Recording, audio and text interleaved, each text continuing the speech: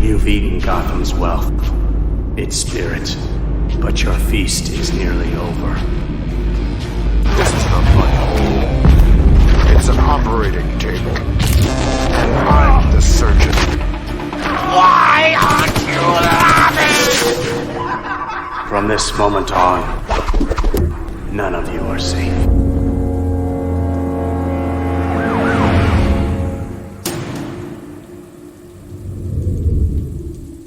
Welcome to the Batman Book Club, a podcast exploring the Dark Knight Library. I am your host, Ryan Lauer.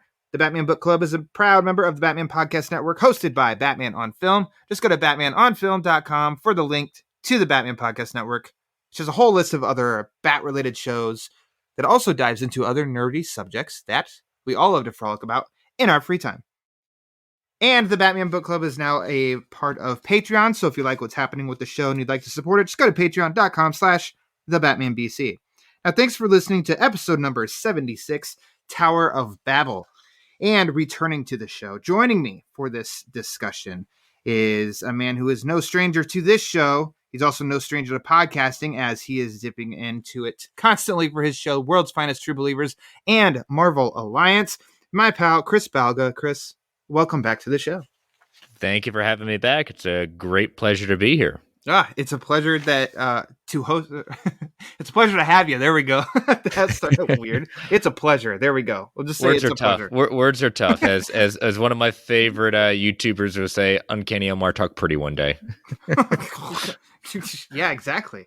Got it. Words are tough. Putting them together is even more tough. Yes.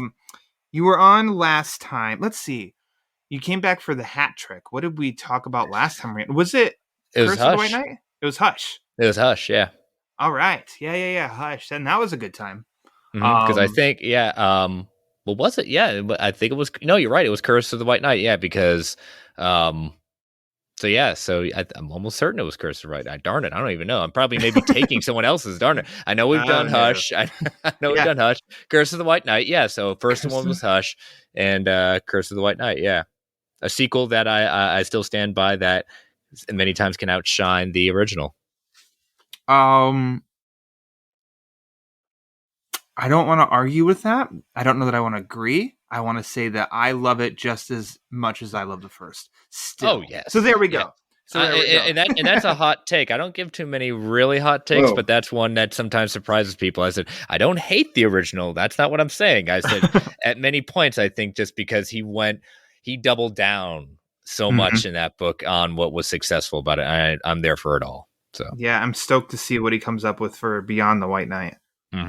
Seeing the sketches he's put out there already is pretty impressive. Yeah, I agree. Can't wait for that. Yep. Before we dive into today's main event, I'd like to ask you, what have you been reading Batman-wise lately?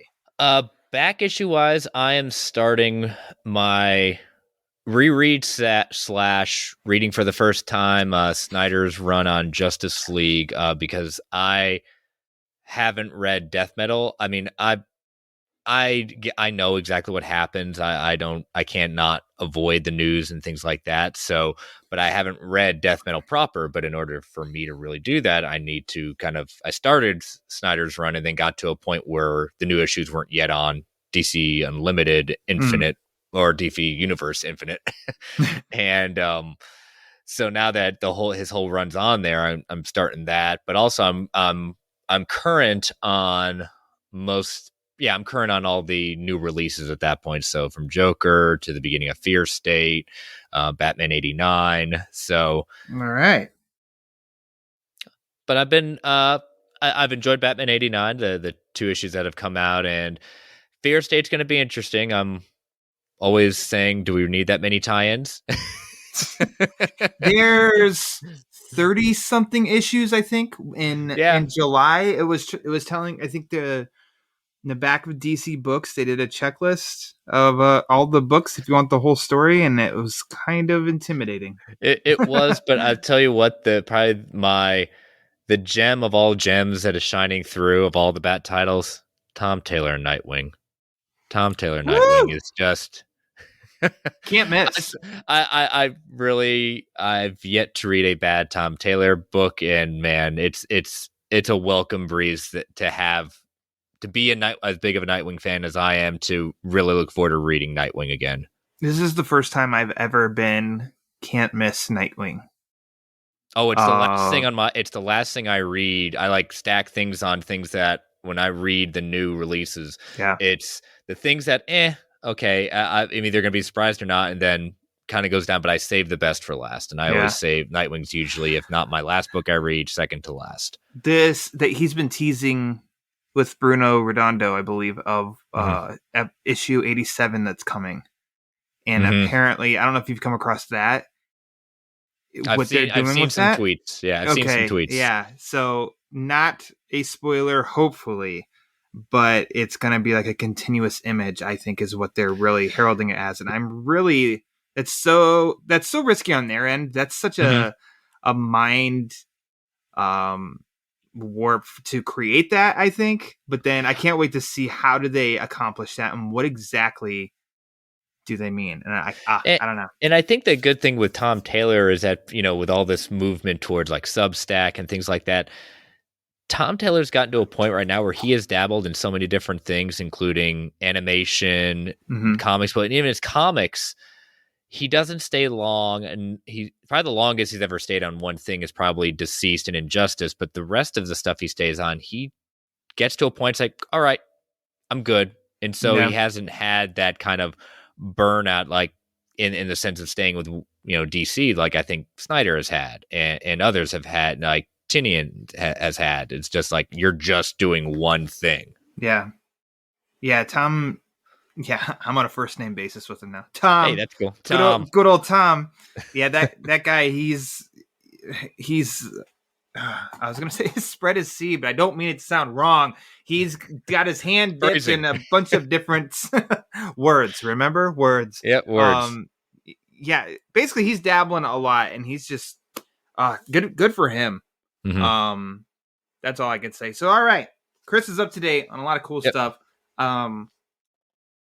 We're here to talk about Tower of Babel. Now, this is originally a Justice League.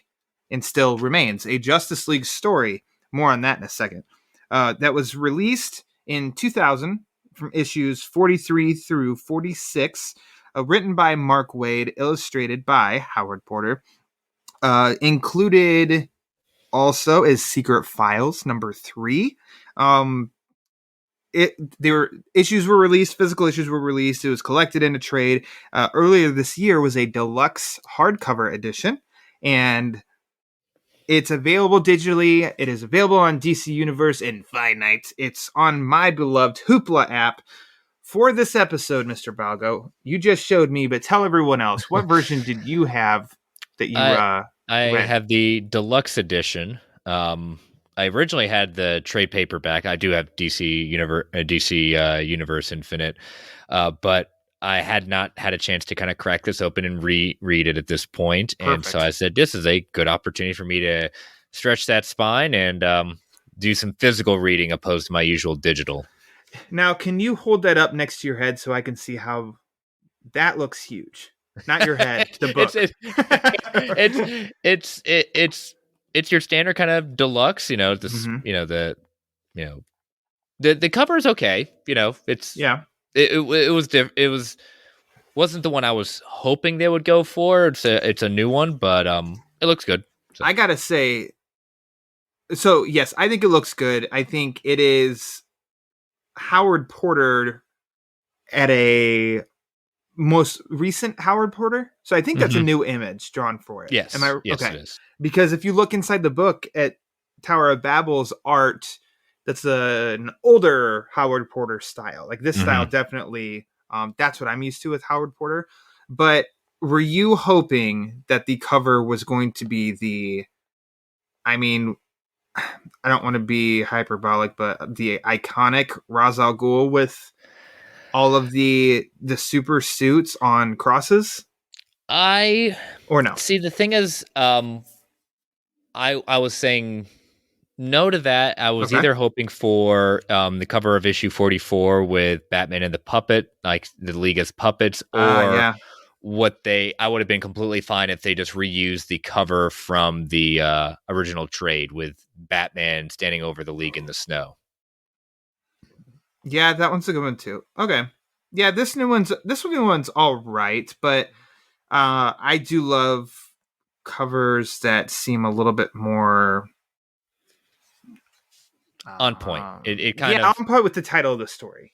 So this to one say he that. kind of says like, okay, well, Batman is more looming in the background. Can't get too much. And the good thing with the deluxe edition is that it does give a number of issues prior to that. It's not necessary that you read it because this is still in the beginning of Mark Waid's run on Justice League after he took over for Grant Morrison. Mm-hmm. Which is a highly regarded run. I've read some of that, and I loved what I'd read from that one too. So I just know that that's a very popular run from the 90s. Do you remember the first time that you read Tower of Babel? I would say this is around the time I was really getting back into comics, and I was just at that point I'd been out since kind of grade school, and so getting back into college, I was really digging deep into, literally just Googled like top 25 greatest Batman stories or stories you have to read, and on so many different lists, Tower of Babel was usually in the top 10. And some lists cracked the top 5, but everyone can make a list. I have lists that change all the time, but when you kind of see certain ones consistently, this is like, okay, I have to get this. This is like on my must buy list. I must read this, and so it definitely wasn't first run. Okay, for me, I think it was. Oh, it had to be less than 10 years ago, but like around closer to 10 years ago for the first time. I was a late comer to this story, but like you, I'd come across this Tower of Babel story a lot. I know the Justice League Doom animated movie, which we'll touch on later on, was based on this Tower of Babel story. And so I finally felt like I need to read this because it's highly regarded for it as a Batman story. Now, why Tower of Babel? Batman has always been someone as the planner. He's always got plans. He's always got, contingencies upon contingencies. He's one of the best tacticians in the DC universe. And we can play the argument game of others like Deathstroke and others along the line. But knowing that we've seen during this era and more so even after, the lack of trust he has, and that's what kind of defines Batman, is that when you're dealing with stealing from injustice, gods among gods on earth at that point, gods among men, there's a chance that they could go rogue. And so of all people to have contingency plans against his quote unquote friends, Batman would be the one to have them. But what happens when Batman is thrown off his game and someone takes those plans and puts them into effect? It's almost like what happened in War Games, except it wasn't an enemy. It was someone that didn't understand his plans, and then there goes Gotham again. Yeah. It's interesting because you and I were talking about this briefly right before we started recording, but this episode follows episode 75, which was Batman Gotham Noir, but was not a straight up Batman story. And I always say at the Batman Book Club, this has to be a Batman story. And if he's not, he has to be very important to the story if it's not called Batman. So in this case, this was Justice League, Tower of Babel.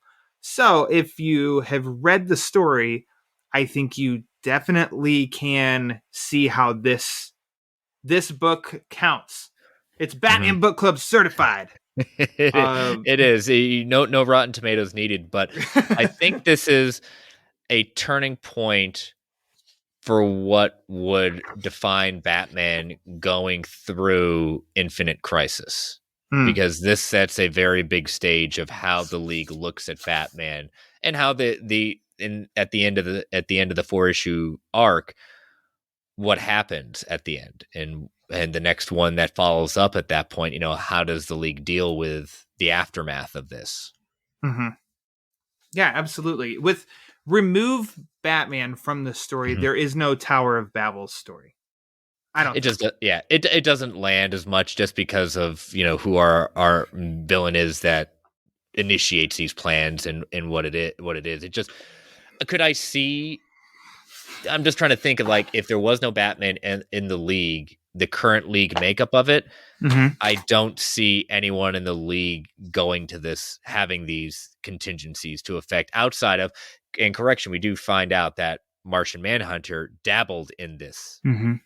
but he even said he got rid of him at Mhm. that point. So Martian Manhunter, but again, I think his moral compass is a lot more. If we had to put him on a rank, he was a lot more. He'll believe in his heart in the best of people, while Bruce Batman will always see the what if. Yeah. He's always just prepared, which Mhm. a lot of I think people can, and we know we all love Batman that yes, he can be cynical, Mhm.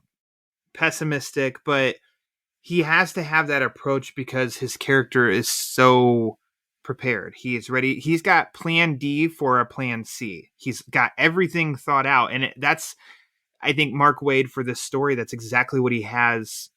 That's what he brings to light with this story. Is kind of Mhm. Batman is prepared, but is he crossing? Like, is he betraying his allies? Is he A- betraying his friends?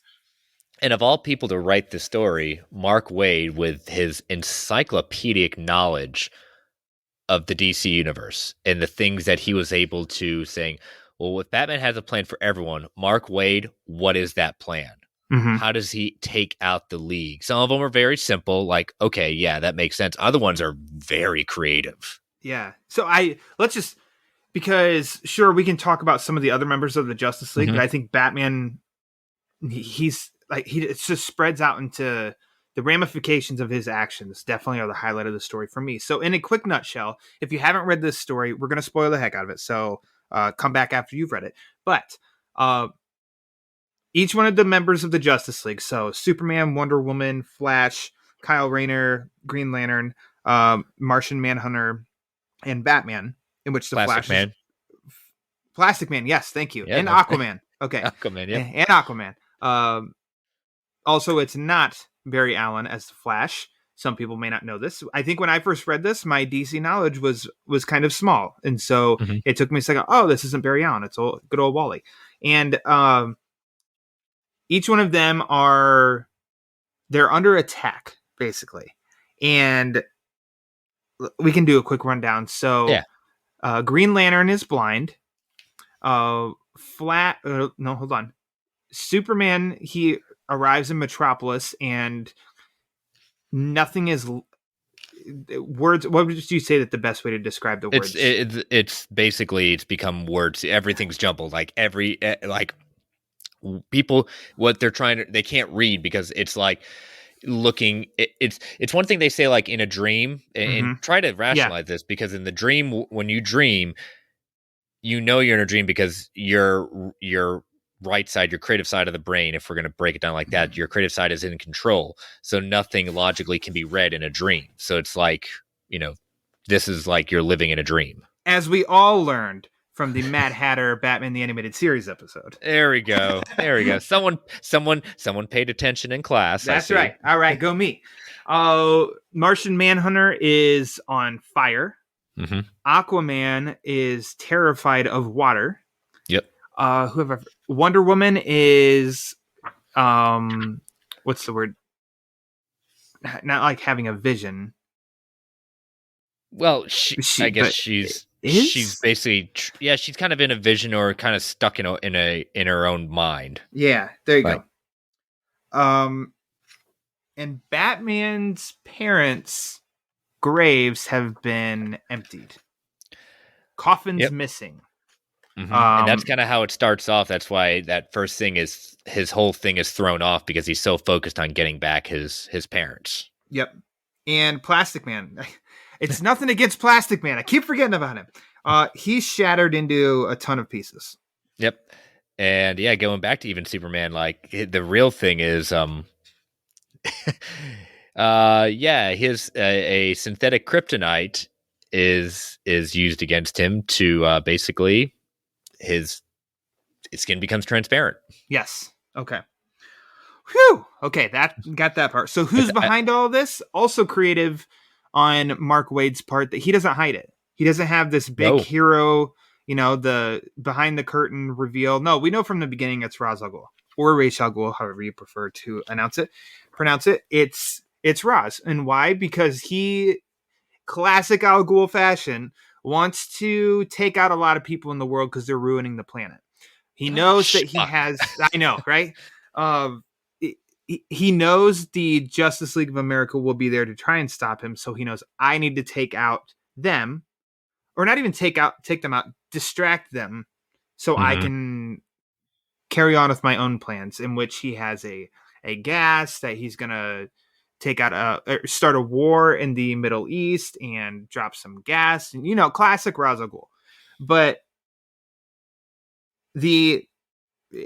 what comes to light is Ra's got all of these weaknesses because they're very specific attacks, which the Justice League finds out. These are very specific attacks. I think Flash might be the one who realizes it at first, but these are really specific problems. Like somebody knows, and it's revealed that Ra's, through Talia, stole these from Batman. So Batman is basically, he has a plan on how to take out each member of the Justice League. So where do you want to go from that? We have set the stage. It's just an interesting why, how this all kind of comes about. Yeah. And the revelation of they're all being taken out, and basically they can't initially figure out, like, how is this happening so quickly? Who could possibly be? And so when, Ra's reveals himself at that point as being someone, is like, okay, it makes sense, but it's deeper than that. How does he know all of these different ways? And it's at that ending. It's not until the second issue that it's revealed, when Bruce is yelling, all my plans, the traps, the signal trackers, they remind Superman, I did this to you. That it's like, oh, wow. Okay. So we always knew Batman was paranoid, but wow, he's really gone off a different way, that he secretly found a way to take down. And for a lot of them, it's not that hard. I just think it's the more creative portion of it, of how taking certain people out makes sense. Like, okay, you got to take water out of, Aquaman being afraid of water. Okay, that makes sense. Or just make sure. Fire with Martian Manhunter. But taking away Green Lantern's sight, that's pretty darn creative in that sense. But knowing who we know about Kyle, the artist of the lanterns, you take away his sight, he can't create his constructs, his creative side. So I really found it. That was the biggest thing I find fascinating about this, is just the unique ways that he develops into taking out the League. And it's especially just, you're like, okay, I'm trying to rationalize this at this point reading the book. It's just like, okay, I can see Batman's rationale.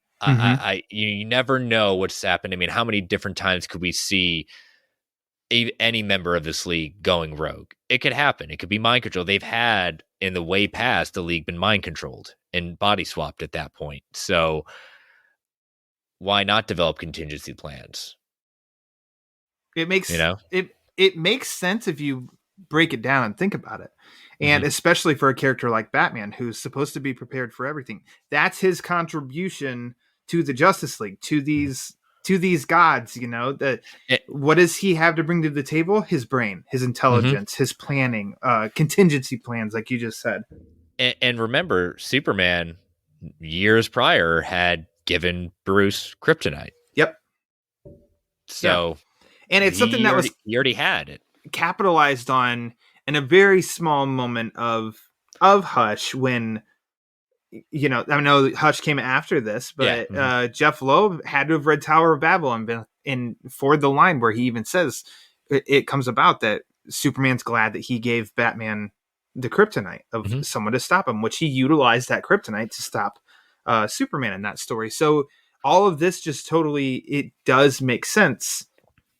We need somebody to check these heroes if they get out of line.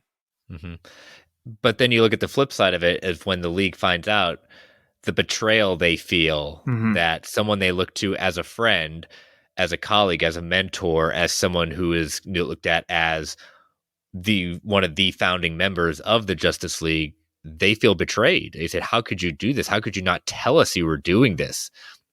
I think that And it was Wonder Woman that said that, and I think this time around it stuck with me really well. This may have been only like the third time I've ever read the story, but Mhm. I feel like it was Wonder Woman who said it. I apologize if I'm wrong, but the whole factor of you could have just told us, Bruce, and then we would have been okay with that. And I think that's the striking point for me of Mark Waid. He creates this great question about, like, here's an example: is Batman right or wrong here? And there's great arguments for both sides because Mhm. we can totally understand it. It makes complete sense. Out of the League, who would you want to have this information? Batman. But on the flip side of that, in this case, who I think it is, Wonder Woman, of saying, if you'd have just told us, we'd feel better about this.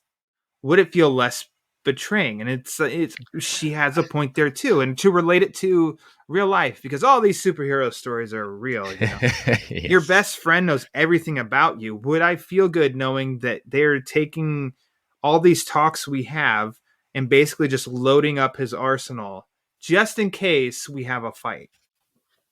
That'd And probably make me feel a little, yeah, I'd feel a little betrayed by this. And yeah, I wouldn't feel so great about that person because it would feel so our friendship is disingenuous then. Instead, I'm just mhm. arming you. And I see that point, and it's a valid point. But the counter I have to that with her saying to some extent, like, if you would have told us, we would have been okay with that. I said, no, I really don't think any of you would be that okay with one member who controls the information of how to take you all out. Because Mm-hmm. one, he's not going to tell you exactly how he's going to do it, because then and you're going to try to find a way to, just in case you have to counter it, to go against it. It's not, Yeah. that's not realistic. But this, as I said, this kind of leads to more of an impact of Batman being now even more of the outsider of the League, in the sense of not the League not being able to trust him. And how far is he willing to go? I mean, he could say, "Oh, okay, I'm not going to do it again." But really, at that, for Bruce to ever say, like, "Oh yeah, I'm not going to do it," wink. Yeah. Well, I mean, It's to add to that too, in another, on the flip side of the flip side, yeah, if you all knew that he has a contingency plan and what that is, well, then now he's like, it's not worth anything yeah. because now Batman knows my weakness, so I need to make sure that's not my weakness. And so then it's like, okay, well now the weapon's like, uh, hmm what's the word? Doesn't work. There we go. Words It's tonight. My gosh. it's like what they say in the movie Inception. It's like a magic trick. You don't show them how the trick is done. They'll beg for it. They'll plead for it. But the minute you tell them, it's worthless to you. So, I mean, that's a trick, not with dealing someone's life. But if anything, I get the betrayal that they feel. But if anything, Batman may, and I love the line he uses in Justice League Unlimited, where he's like, where they're voting at that point to make a major decision, and he says, you seem to forget I'm a part timer. I don't, your rules don't apply to me at that point." But the idea that deep down he will do what's right. He's Hmm. not going to. We have not seen, at least at this point, Batman just go rogue Hmm. against the League without reason. Yeah. You know? Yeah. And I don't think he goes rogue here either. It's, No. oh, unfortunately, an enemy got a hold of one of his weapons. His weapon hmm being the weapons against all the other Justice Leaguers. But and he's still trying to do the right thing. And I I I'm biased. I don't think Batman's in the wrong. Like, you know what, Justice League members, sack up, okay? Like, you should be honored to have a hero like that who is ready to stop you if you get out of hand. Mm. No, no, Uh, no. Again, like I said, I think it's very naive for Wonder Woman saying it, we would have been okay with that. Again, I think you'd still be upset. I don't know if you'd all be okay with saying, okay, Batman's going to be responsible for the one to take us out, because their account of that is, well, wait a minute, Batman's a man. He can be corrupted. He can betray it. They're not wrong, but guess what? So can you all. So either we're going to have a contingency plan just in case, or we're going to roll the dice and play Russian roulette with basically 5 in the chamber and hope that you don't hit that one. That hope you can get to that one that's the empty chamber, because basically you're playing with almost a full load there. Yeah. Somehow Mark Waid, he stumbled across a great conversation piece as a basis of this story. And with that, so Tower of Babel, the title in itself, I'm going to just read. All right, so this is kind of a long paragraph from Britannica Online, but I can't. You've heard how I have put words together so far in this episode. I can't try and explain this for myself. So, quickly, Tower of Babel in biblical literature is a structure built in the land of Shinar, Babylonia, sometime after the deluge. The story of its construction appears to be an attempt to explain the existence of diverse human languages. According to Genesis, the Babylonians wanted to make a name for themselves by building a mighty city and a tower with its top in the heavens. God disrupted the work by so confusing the language of the workers that they could no longer understand one another. The city was never completed, and the people were dispersed over the face of the earth. So, some interpretations of that for this story is God himself wanted to make sure that the world was diverse, so he made it a struggle for anyone to understand the same language in this area, which caused diversity, which caused people to leave and disperse and start their own areas with their own languages. That's the story in coming with Tower of Babel. This is the construction of this when all of that happened. So in relation to this story, Chris, how did you interpret the title of this story? How did you interpret the title of the story, and then do you relate it to the story of the Tower of Babel in any way?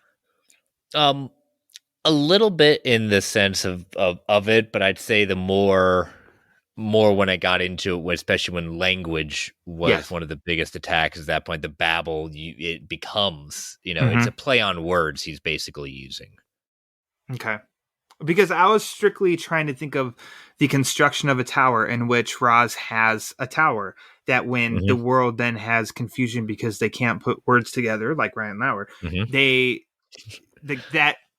that to me is like, oh, okay, this is the Tower of Babel. But then the whole God intervening as the story goes and creates to where people can't understand each other. And it's like, okay, well, a little bit of that element is at play in here that Roz has started, and amongst the League there for a really short amount of time in this story, they can't understand each other over their earpieces, their comms.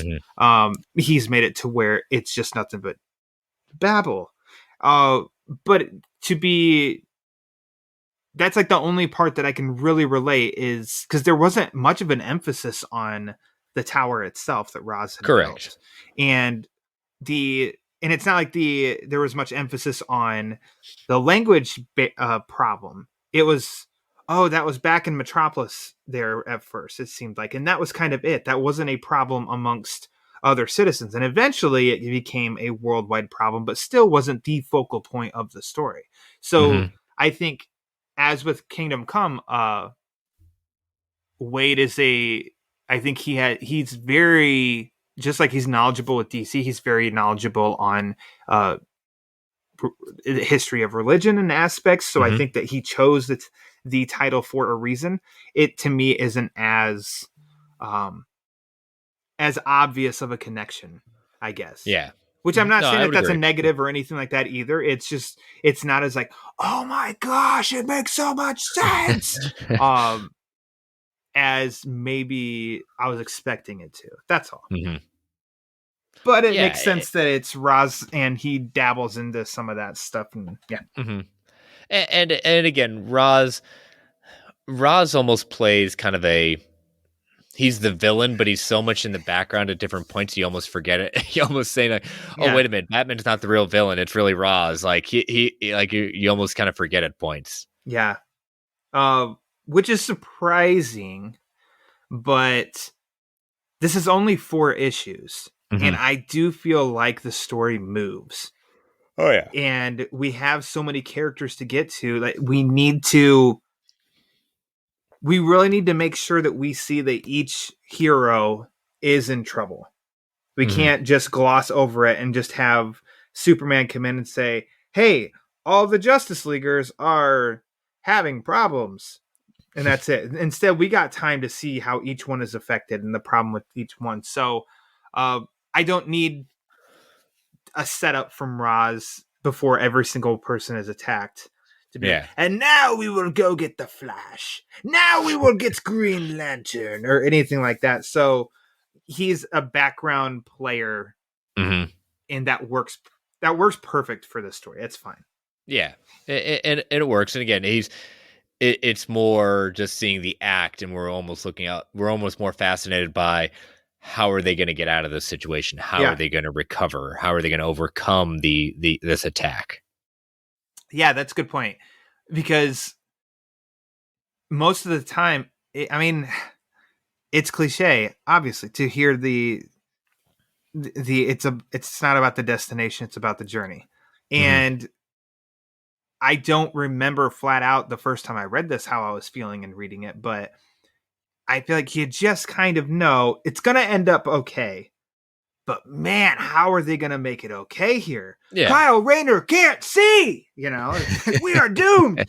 And Superman is a mess, and Martian Manhunter is on freaking fire, and Wonder Woman's delusional right now. She's playing a like her mind is elsewhere and a whole like all of this stuff, and it is very much our heroes are really, man, they're really taking it in this story. Yep. In which I guess a question for you, so who do you think got it the worst? I would say it would have to be almost a Martian Manhunter definitely ranks up there. Yeah. Considering he's probably one of the last ones to kind of recover. And Aquaman probably is right up there with it, just because, again, like, he literally can't survive. Yeah. For whether it be his physiologically or just the idea that you can't survive without even imbibing water. Yeah, you can survive longer without food, but you can't survive you can survive even much less without water. And that's how I feel. So Batman's is disturbing to go put flowers on his parents' grave, and then they're both dug up and missing. Yeah, that's pretty disturbing. Bruce can keep living. Yes. Kyle Rayner can't see. He can keep living. Aquaman needs water to survive, and he's terrified of water. Okay, he can't survive if he doesn't get water. So I too think that Aquaman gets it the worst. In which I guess I didn't specify he's terrified of water because of a scarecrow that fear gas that Batman has in his Batcave that he's working on. Or was it at the up in the Watchtower? Is that where he was? Where Aquaman was? He was at there was a attack on the UN or something. No, I think because in this deluxe edition, I don't know if it was in your trade paperback, there's a Secret Files number 3 chapter in which basically that's some filler, which not needed, but I really appreciated that it was in here because I enjoyed it. We got Talia basically an internal monologue about how she went and she's the one who retrieved all of this stuff from Batman. And I think that was in the Watchtower, because then she heard Flash, Wonder Woman, Green Lantern, and stuff, them coming back, and she was able to escape. Yeah, I think you're right. Okay. Yes. You're right. That's a cool issue, and I do like this. Sometimes there are moments of I don't need to know how that happened. I guess I didn't need to, but I appreciated finding out how, because we got the details on what specifically. And in this case, we saw how did Aquaman get terrified of water? The one thing he needs to live. It's like, Scarecrow fear gas that Batman had been working on. Okay, yeah, that makes sense. That makes total sense. Let's see here. Is you want to touch on Howard Porter's art? Like, what do you think of the art for this story? Yeah, I liked it. It's standard for the kind of era of Justice League. Yeah, It's not. I agree. I like it's not as cartoony as sometimes Ed McGuinness can come off, Mm-hmm. but I'd say this is more mature Ed McGuinness. And I'm not trying to like lessen Howard Porter as an artist at that point, but I think if you look at and compare Ed McGuinness to his, you can kind of see kind of similarities. But I think I'll end up preferring Howard Porter just because I like the more refined and more, like I said, less cartoony. Yeah. So compare that to, I mean, the Howard. I really got to know Howard Porter when he was doing some of the Rebirth Flash stuff. Mm-hmm. I like that style, which I think is definitely different than what we get in here. Mm-hmm. What do you think of that?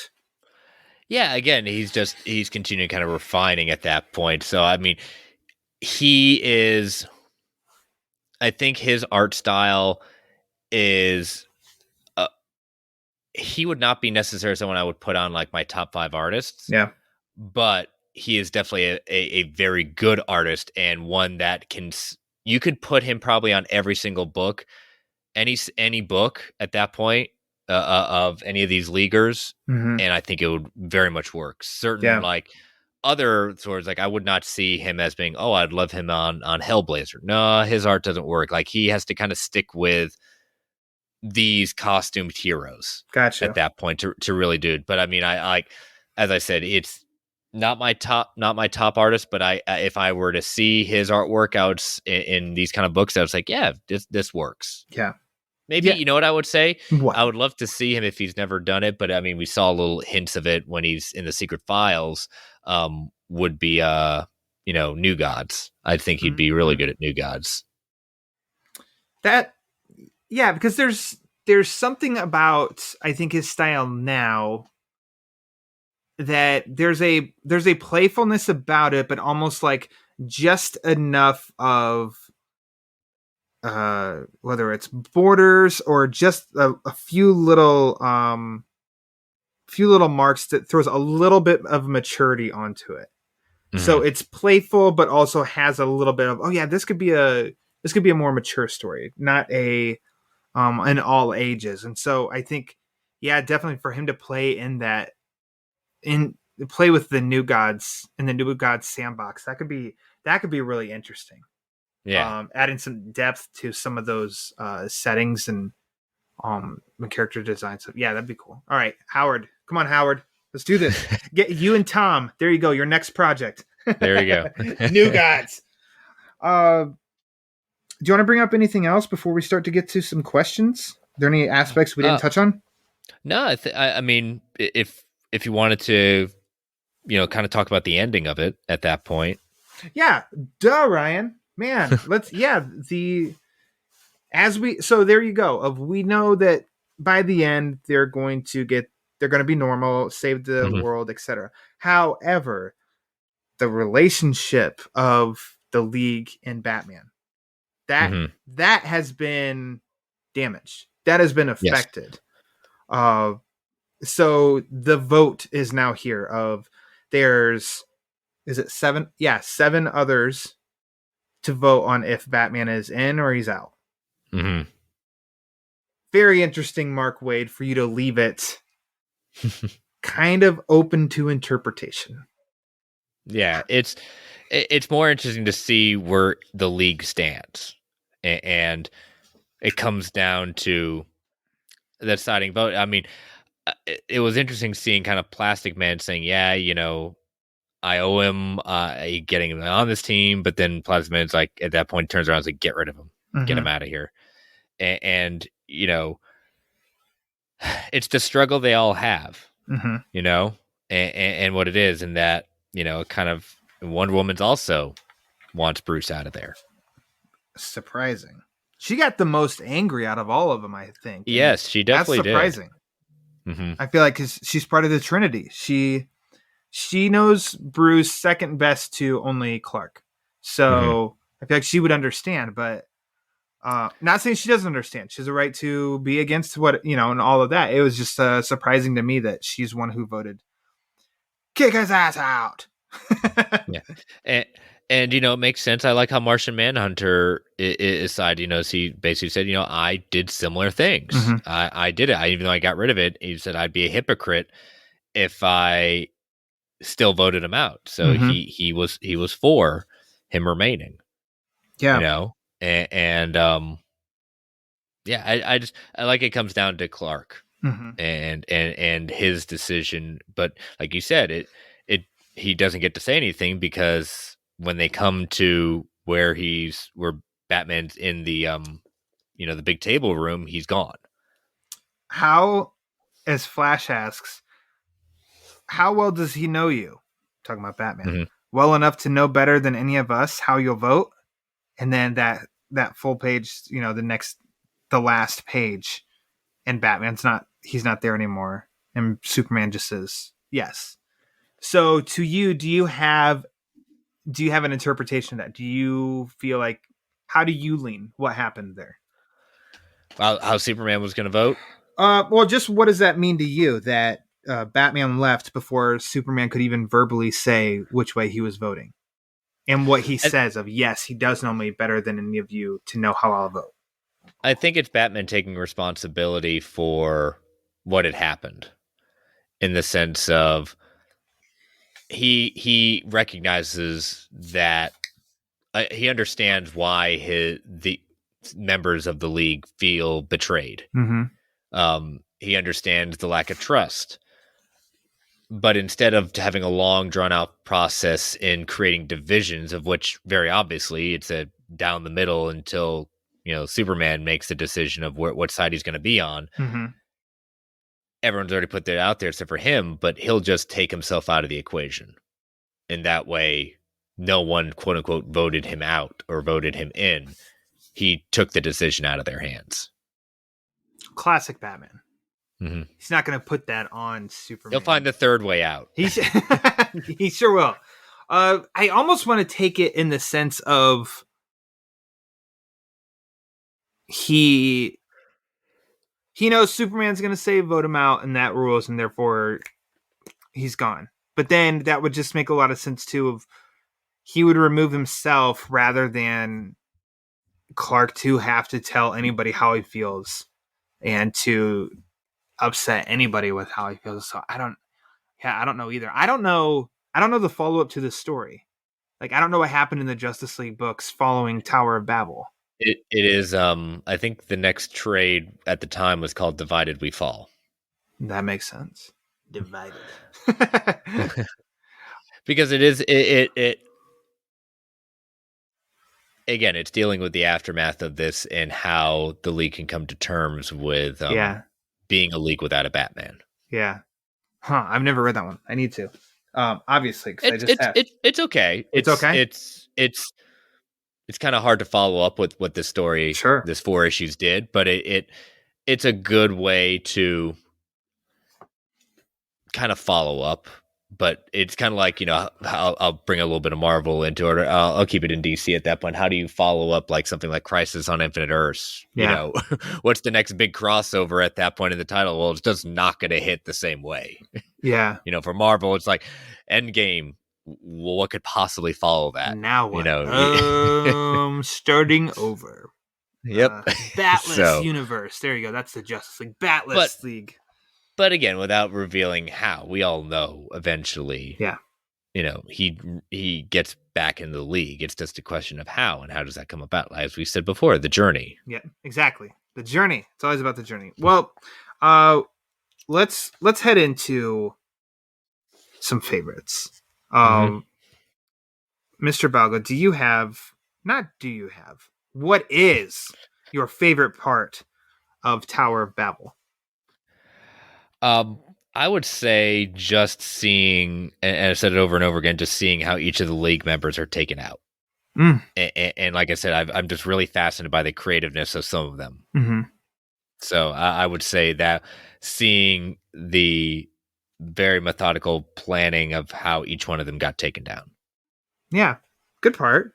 Very nice. I think it's issue 45 where Batman is flying in his jet and Superman is there in the sun in the distance. Next panel closer, next panel closer. And then he's See, right next to Batman. that's just my favorite page, period. I love that because for me, reading it this time, for some reason, I completely got a Affleck BVS when Doomsday pops out and he just does the oh shit. I don't know why. Yeah. That's how I felt with that. And I love how it is just 1, 2, 3, next page, 4, 5, 6 panels, Mhm. no words. But yet we kind of know too of just kind of like, oh Yep. dear. I just really I like that part. I really like seeing how each one of the leaguers are affected by Roz and stuff too. But yeah, that's my favorite part. Mhm. So very cool. How about a favorite panel? Let me see. I would say I have two. Okay. It would be basically where we see part 1 Tower Babel Survival of the Fittest with Bruce looking down into the empty grave. Yeah, that's a great one. And then Shocking. probably the infamous one where Batman's going get out of there. It's before it's too late. The ending of the second part of this was Superman. Oh yeah. Basically skin being translated, just screaming. Mm-hmm. So okay. I'm gonna bend the rules, but we've done this before, so whatever. The cover to issue number 43 of Roz with all of the suits on crosses. I Yep. think that's a very striking image to me, and it's interesting if you didn't know the story and that was the image presented to you, because I'm all about that when I choose favorite panels of an image thrown in front of me, my imagination going at play and be like, oh, what could happen? What's this about? And if I have that image presented to me, it seems really, oh, damn, Roswell, what'd you do? It reminds me of minus having Roz there. It reminds me of the cover of the final issue of Identity Crisis. Oh, yeah. Are you a fan of that Identity Crisis? I am, and I'm proud to say it. Hell yeah. We should all be proud Yes, to and say I understand the controversy behind it. Check out World's Finest True Believers, one of our early episodes. But I'm a Brad Meltzer fan, and that was what got me. And that was one of the first series I started collecting when I came back to comics. Nice. So you have the original issues. I do. Awesome. Yeah, one day I will meet Mr. Meltzer and get his signature on those issues and my Absolute edition. Nice. Yeah. I almost broke my Absolute. Gotta break your one rule for the Identity Crisis Absolute, and I held off. But that's okay. That's okay. What a great story. So, anyways, now the usual part on would you like to see this adapted in animation? Well, surprise everybody, it already has been in Justice League Doom. How did you feel about that movie? It was okay. It was okay. It's definitely not one of my favorites from kind of that era of the animation, but it was cool seeing it adapted. It didn't bring too much new to the table with it. I enjoyed it. Yeah. So see, I watched that before I read the book. Mm-hmm. So to me, the wow, what a concept that the book had on a lot of readers.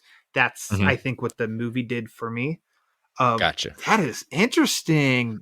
And then I read the source material, and so it is definitely an adaptation. Parts of it you can feel like, yes, this is Tower of Babel, but it also went its own direction by characters that it included and such too. So I thought it was good, but as far as bringing new to the table, I agree with you. I don't think it necessarily did. So it's not one of the top to me at all. Yeah. It did a good job honoring the source material and changing things up for what it was, but it's like you could have really kind of done a few things differently. You didn't have to. I think they tried to do something different, but it just struck as it's cliche. You didn't push the envelope as you could. Yeah. From which I was meaning to watch it before we recorded, and being an adult sometimes just sticks. I didn't even dream about trying to fit that in. Yeah, foolish thinking on my part. Like, come on, Ryan. Do you have any final thoughts on Tower of Babel that you'd like to share? Again, it had been a good couple of years since I had reread it, and I definitely enjoyed it. It took me back to that era of superhero comics where I always forget sometimes Mark Waid can be very wordy sometimes. Mm-hmm. Okay. But you can see he wants every single of the main cast on either side to have their moment. And I think that's one thing this series does is you can see the struggle they're all going through, and you can really feel for what they're going through at this point. And it's just amazing when people say, oh my gosh, this is amazing. How many issues? It's just 4 issues. Mm-hmm. Like, what? All this is handled in 4 issues? Like, I know it's kind of rare. You don't get those 12-year-long, arcs of certain things, but it is a great read. Obviously that's one of the reasons why I chose it, but it is, again, it presents. You would always suspect Batman would have the contingency plans. Well, this is what happens when it falls into the wrong hands. And it's a classic trope. It's a classic what happens if the enemy gets our plans at that point. Well, we get to see what Batman had planned against his friends. Yeah, a classic trope, but definitely Waid push the envelope a little bit. Mm-hmm. The envelope a little bit. There we go. He elevated the problem a little bit more, and he made it personal because he included the factor of, but Batman's got weapons against his allies. And now the allies have found out that he has a weapon on them, and now that personal info got into the wrong hands. And it's a pretty fascinating talking point. It's a fascinating basis of the story of that's what this story's really about. And when you can dip into some emotional beats that cause or start a conversation, that usually means you've got a damn good story on your hand. And I think Mark Waid wrote a very good story here. And it's no surprise that this story popped up on your, greatest Batman stories lists that you Googled so long ago. So, if you've made it this far into the episode and you have not read Tower of Babel, we spoiled it for you, but still go back and read it. Definitely worth it. This is a good Batman story. Again, the journey, folks. The journey. That's right. The journey is there, and it's a Justice League title, but this is a pretty Batman centric story. So definitely comes recommended by both of us. Mm-hmm. Mr. Balga, thank you for returning to the show to talk and bring your expertise to the Batman Book Club. Where can people follow you if they are not already? Yes, you can follow me on Twitter at Chris Balga. Again, 2 shows, World's Finest True Believers. You can follow that at Finest Believers, and Marvel Alliance at Marvel A Podcast. Both of those shows you can see and you can hear both of those shows on the Geek Ultimate Alliance network. Just search Geek Ultimate Alliance on any podcast app of choice. And but yeah, if you feel my show drops, World's Finest drops every other Monday on the network, and then Marvel Alliance we go live on the Geekverse feed on Thursday nights live, and that audio drops Friday morning. You're a very busy man, and here I talk about I don't have enough time, and I'm covering one hero, and that's it in one form of media. That's all I'm doing, and I feel like I am really busy. So I can only imagine how busy you feel. But check out Chris Balga; he does good work. That's why I keep asking him to come back on. It's so tough to say no. And yes, I don't know. No, please don't make me come back on. No. Hey, you're gonna surprise me one day and be like, "Nah, I'm kind of over it, Ryan." I'm done. I'm too busy. Come on, you can only talk so much Batman. I mean, Yeah. can you branch out a little bit, diversify? Yeah, jeez. And I'm stubborn in my ways. Dark Knight or death. Anyways, you can follow the Batman Book Club on Twitter and Instagram. That's at thebatmanbc for latest episode drops, upcoming episodes, and sometimes, like recently, some giveaways. Right, Chris Balga? Yes, I would say right, because I was one of the lucky winners of this lovely the Batman, his new Batmobile for the movie. So Whoop whoop. it was a very nice surprise, because usually these things I enter and I kind of forget about until I get tagged in a post. Oh yeah, I did that, didn't I? You did that. Yes. Yes, you did. You and 3 others. And for that, the giveaways, always appreciate people for participating. You can check out the Batman Book Club on YouTube, where it's recently launched, where it's got some podcast episodes, but then also some quick reviews, and more will be coming to that channel in the future. You can also write in with questions or comments to thebatmanbc@gmail.com. If you'd like to support the show, like I said at the top of the show, you can do that through Patreon, patreon.com/thebatmanbc. The link to that page is also in the description of this episode, as is the TeePublic store, where you can have some merchandise, t-shirts, hoodies, stickers, notebooks, whatever you'd like. But if you'd like to support the show and you don't want to spend any money, that is 100% A-okay. You can help out the show the most by rating and reviewing on Apple Podcasts. The link to the rate and review page is in the description of this episode. The more reviews you get, the more it helps spread the word. And as we all know, the word is panic. So, for Chris Balga, I am Ryan Lauer. And until next time, read more Batman comics.